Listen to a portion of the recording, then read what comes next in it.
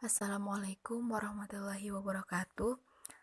Perkenalkan, nama saya Rini Novianti, NIM P000324018033, tingkat 2A, Poltekkes Kemenkes Kendari, jurusan Kebidanan, Prodi D3 Kebidanan tahun 2018.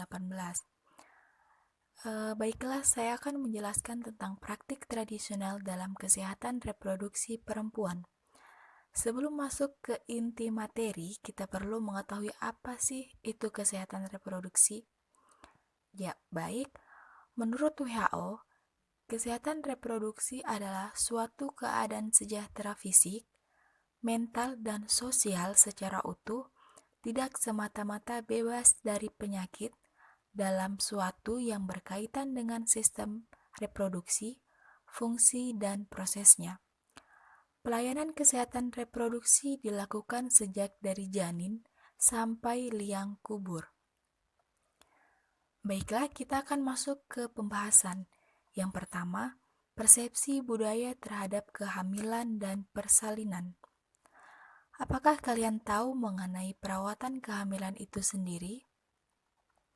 Jadi, perawatan kehamilan merupakan salah satu faktor penting dalam menjaga pertumbuhan dan kesehatan janin untuk mencegah terjadinya komplikasi dan kematian ketika persalinan.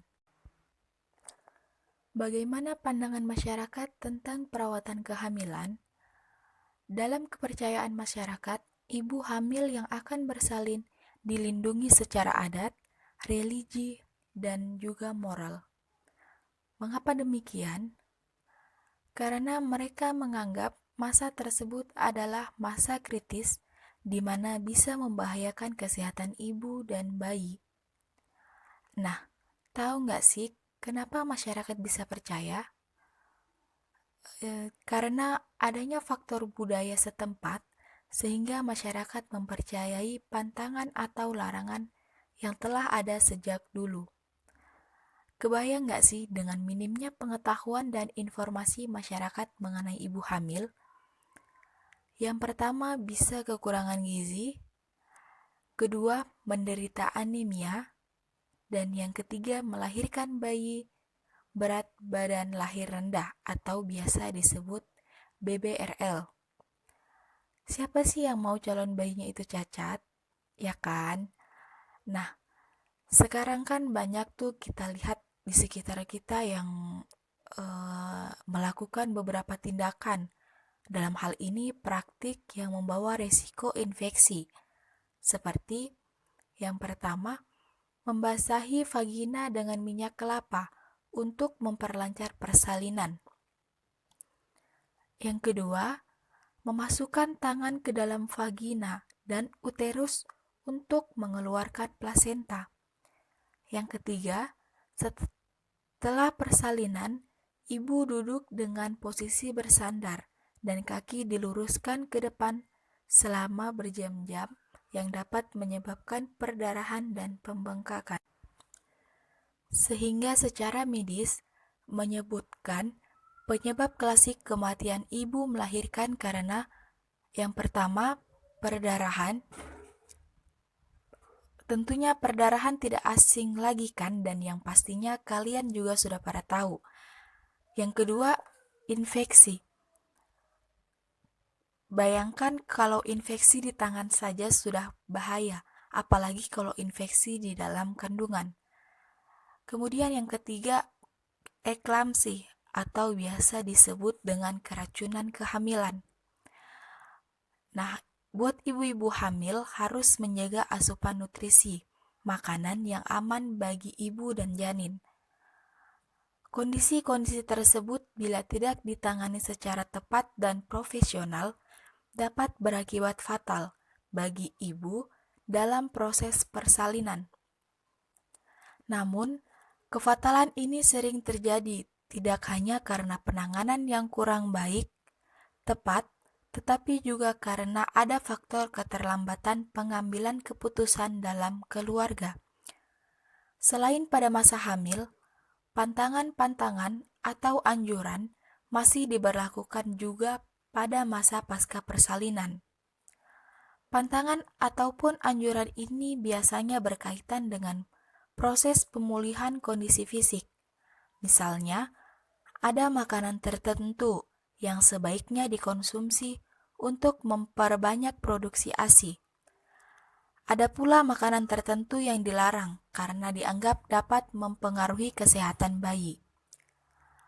Kedua, persepsi budaya terhadap pola asuh. Pemberian ASI menurut konsep kesehatan modern ataupun medis dianjurkan selama 2 tahun. Dan pemberian makanan tambahan berupa makanan padat sebaiknya dimulai sesudah bayi berumur 6 bulan. Namun, banyak masyarakat yang sudah memberikan makanan kepada bayi sebelum usia 6 bulan. Pola asuh dalam perawatan anak yang sakit juga tidak lepas dari pengaruh budaya menurut Foster dan Anderson. Persepsi terhadap penyebab penyakit akan menentukan cara pengobatannya. Penyebab penyakit dapat dikategorikan ke dalam 2 golongan, yaitu personalistik dan naturalistik. Nah, apa saja yang termasuk ke dalam golongan personalitik, yaitu penyakit-penyakit yang dianggap timbul karena adanya intervensi dari agen tertentu, seperti perbuatan orang, hantu, makhluk halus, dan lain-lain. Sementara yang termasuk dalam golongan naturalistik adalah penyakit-penyakit yang disebabkan oleh kondisi alam, seperti cuaca, makanan, debu, dan lain itu. Tentang sunat perempuan. Kedengarannya aneh ya, sunat perempuan. Biasa kita dengar tuh di mana-mana sunat laki-laki. Oke, langsung saja kita simak penjelasannya. Female genital cutting didefinisikan sebagai prosedur pemotongan atau pembuangan sebagian atau seluruh bagian klitoris. Pemotongan klitoris dan sebagian atau seluruh bagian labia minora atau excision, atau pemotongan sebagian atau seluruh bagian luar genital dengan menjahit atau menyempitkan pembukaan vaginal atau infibulation. Dampak jangka panjang. Rasa sakit berkepanjangan pada saat berhubungan seks. Penis tidak dapat masuk dalam vagina sehingga memerlukan tindakan operasi.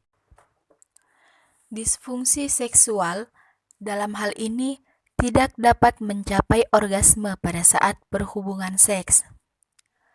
Disfungsi haid yang mengakibatkan hematokolpos atau akumulasi darah haid dalam vagina, hematometra, atau akumulasi darah haid dalam rahim, dan hematosalpinx, atau akumulasi darah haid dalam saluran tuba. Infeksi saluran kemih kronis, inkontinensi urin, atau biasa disebut tidak dapat menahan kencing. Bisa terjadi abses, kista dermoid, dan keloid, atau jaringan parut mengeras. Setelah kita melihat penjelasan di atas, pasti kalian pada bertanya kan, bagaimana solusi dari persoalan di atas? Jadi, di sini solusi yang dapat saya berikan yaitu yang pertama, pelayanan-pelayanan sebaiknya tidak hanya mengenai aspek medis kesehatan reproduksi, tetapi juga menyangkut hubungan personal dan menyangkut nilai-nilai moral melalui pendidikan sebaya. Kedua, melakukan kerjasama dengan semua stakeholder, baik pemerintah, swasta, LSM, serta organisasi kemasyarakatan berdasarkan prinsip kemitraan dalam penyelenggaraan pembinaan.